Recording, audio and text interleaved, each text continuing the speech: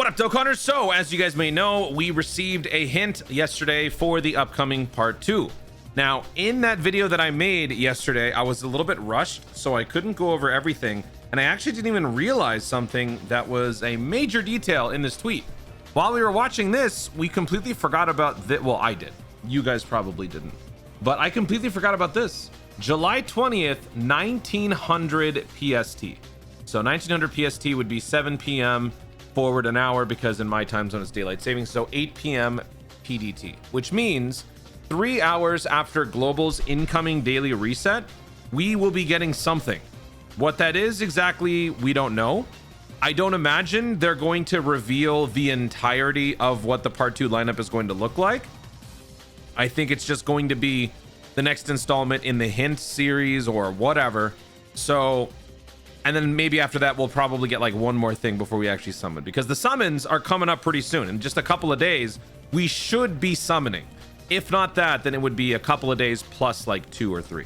So what I want to do here is I want to do my final predictions on what the unit typings and leader skills are. As far as the passive and everything, I'm not going to go that far. I just want to get these predictions out here. I did like the basic one before where I talked about who they could be, but I didn't talk about typings or anything like that. So before we jump in though, I do want to point out something very cool. And this was something that was brought up by Matryoshka, who is like an expert on animations and stuff. So shout out to Matryoshka. Us players being the reason why the Dragon Balls get corrupted due to the high amount of posts of the Come Say Your Wish campaign is such a cool idea. The thought never even crossed my mind, but this all actually ties together with what they started back here, because back at the beginning of the Global Dokkan celebration, we had this thing where you could choose what prize you wanted. Granted, it was only like US residents and a couple of other countries, but you would basically partake by clicking on the wish that you want, and then it would automatically post your thing with the Come Say Your Wish hashtag. I never even thought about this, because when I did this whole thing, it just sort of automates the process. You're not like manually typing out the hashtag. It's just done for you. So a lot of people presumably tweeted this out. So that's everyone wishing from Shenron to get their certain prize, right? So with all of these wishes around the world, it was just too much negative energy building up, and it culminated into the black smoke appearing inside the Dragon Balls. Really cool concept. I hope that they elaborate on this. I'm hoping that that's probably what this is going to be about. I think it'll be like some sort of a teaser. Maybe they articulate that here. If not, it'll probably be in the like broadcast, whatever. So I just wanted to point that out. That's a really cool thing. Again, like I said in the other video, this whole premise is really cool. So tying it into like the Dokkan experience definitely is a good move. If it is that, they don't say anything explicitly, but I would imagine it is. So that being said, let's go ahead and review my predictions here. Let me first remind you guys of my predictions for part 1. First off, I thought it would be Daima. So, I mean, I'm going to discredit myself first before I do anything. I first said Daima. Then I said that it would be something like, oh, part 1 characters. Where does this have to? Okay, that's not accurate. It must have been whatever. Oh, wait, you know what? I thought that they would mix and match. That's what I thought. Okay, but anyway, these were my predictions, right? Zamasu, Goku, Black Rose. This is like the only thing I was right about. The fact that it was STR. Yajirobe or Gowasu would be the banner unit, and then Blue Goku, Blue Vegeta, Future Saga. All of this was just wrong. I mean, nobody would have predicted to guess both characters to be STRs. Nobody would have.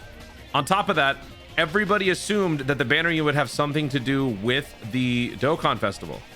And once again, Dokkan just proves that they do not want you to look smart. They want you to look stupid, because they want to prove you wrong. So they pull out Champa. So with all that said, whatever we go over here, 99% sure it's going to be wrong. But let's go ahead and go through this. Couple of things we're going to kind of carry over from part 1. Like, since the Rose Zamasu led super bosses, Sin Shenron into Omega is going to be leading GT bosses. It has to be Sin Shenron. That's like the one thing.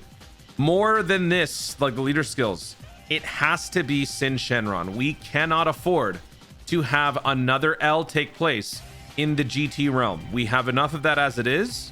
And with this guy on the verge of actually being relevant again, we cannot, under any circumstances, shaft this guy. This guy can be really, really good. In fact, you know what? Does this guy fit a 220% lead? We should probably do like a... Maybe we should check out the character before we actually jump into the new summons, just to see how he is at 220%. Let me see. GT Boss, if we go to this guy, if we check 200% plus leads. Oh, we got a few. Yeah, 1, 2, 3. We got 4 220% leads. So yeah, we might do something with that. It's going to be very difficult to do it because this guy's passive is based on like having more GT boss characters. So that will hurt us a little bit, but still, we might be able to try him out. But anyway, it's got to be somebody that links up with this. It has to. So I am saying Sin Shenron that will become Omega via the Dragon Balls. I think a lot of people would assume that that's a good way to do it. GT bosses and Inhuman Deeds, 200%, 170%. Now, I don't know if this is the right thing to do as far as a leader skill, because collectively this is horrible. But when you consider GT bosses, it has to be that, because super bosses for part 1, GT bosses for part 2. But then, well, spoiler alert. But then also, Inhuman Deeds is one of the few ways that we could tie this back into part 1. So if this guy is going to be the Dokkan Festival that's representing Extreme Class for the celebration, it's got to be able to hold in the Rose Zamasu. Rose Zamasu fits Inhuman Deeds and Battle of Fate. So the secondary leader skill would be Shadow Dragon Saga. Oops, there's no Saga there. Shadow Dragon Saga and Battle of Fate at 50%. So let's go back and let's see Future Saga here. Actually, wait, we can just click right here. Inhuman Deeds. If we just go to Inhuman Deeds, we see it. All the Goku Black Rosés are there, and they're also Battle of Fate. This is actually, I think, a pretty good combination in this small, like, little subsection. It doesn't cater to a wide variety of extreme class characters. The only reason why I'm reluctant to put a third category in here is just because we didn't do it in part 1. I don't see any reason why they would change. I mean, these are my predictions, but you know, we ultimately found out that the Rosé only, or the Goku Vegeta Blue only led 2 categories primary and then 2 categories secondary. So the fact that they didn't do all that means that it's probably going to be the exact same thing. 2 categories primary, 2 categories secondary. This gives us a good amount in the context of GT. GT bosses Battle of Fate means baby. GT bosses Battle of Fate means Super 17. GT bosses Shadow Dragon Saga means all the Shadow Dragons, even if we get more, maybe free to play. Inhuman Deeds Battle of Fate, I think, essentially just gives you the Goku Black Rosé. And then is it Vegeta? Inhuman like, is this guy Battle of Fate? No. I don't know who else you would have, but it wouldn't be too much. So I mean, it works, but it also doesn't feel like it's that expansive. But that's where we are with the celebration. They're just focusing in on, you know, smaller focused groups, I guess. Banner unit Ice Shenron is what I was thinking, mainly because of the toon bias. I do think STR would make a lot of sense, just because it doesn't really, there's no other, I mean, not no other, but there would be a little bit of carryover from part 1. And then also, as far as Shadow Dragon Saga is concerned, we don't have any solid STR extreme class, do we? We have Omega Shenron, but besides that, nothing. There's no other extreme STR character besides the Omega Shenron. So giving us another STR would, I think, be good. I know that we have a lot of those already, but still. But if we're gonna go by the ways of part 1 with the random banner unit, then you know what? I'm shooting my shot. We're getting Zarbon. Why? I don't know.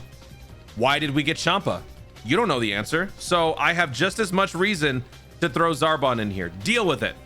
All right, moving on to the super side, we are going to be getting an AGL Super Saiyan 4 Gogeta, who then defuses into Super Saiyan 4 Goku and Super Saiyan 4 Vegeta after 4 turns. And this guy will lead GT Heroes Key plus 4 220%. Now, the key difference here between this second part and part 1 in terms of my build is that we're covering both GT bosses and GT heroes. Whereas in part 1, we did not get any sort of superhero representation in terms of the leader skill. But because superheroes is such a big category compared to these guys, I don't think it's that bad that they didn't actually get a new lead for it.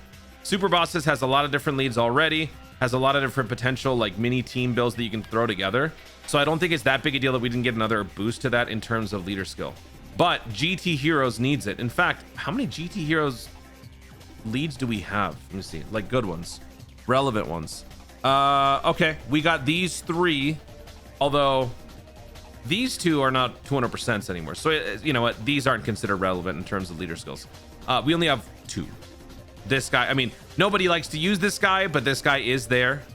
But yeah, 1 or 2. So getting another one, I think it's fine. GT Heroes does need the help because it's pretty much just giant ape power. So if we get a GT Heroes lead that doesn't just cater to pure Saiyans or some sort of like giant ape or giant, what is it? Giant ape power or something like that, then it would allow you to bring in characters like Pan or maybe Hanky Trunks whenever these weirdos get some sort of an easy A, super easy A, something like that, right? So I think having a 220% GT Heroes lead would be good. So this is what my build is going to be for now. Will we even find out what this is tonight? Maybe, maybe not. I'm going to say no, but I'm just going to have this on record now. That way, over the next couple of days, we don't have to go over this again. Y'all know where I stand. And as you know, I am never wrong, ever, ever. Guys, thank you so much for watching. If you enjoyed the video, obviously like down below. Let me know your thoughts on what we could potentially be seeing tonight as far as more hints or reveals or whatever for the part 2 of Global Dokkan Celebration. Do you think it's just going to be another teaser? Do you think it's going to be some sort of a info dump? Or do you think it's going to be an animation reveal? What do you think we're going to be getting today? Feel free to share your thoughts, or tonight. Feel free to share your thoughts in the comments down below. Also, be sure to subscribe for more content of the future and click the notification bell so that you'll let each know you want to see more of myself do it. Thanks again. Stay tuned and remember to Dokkan responsibly.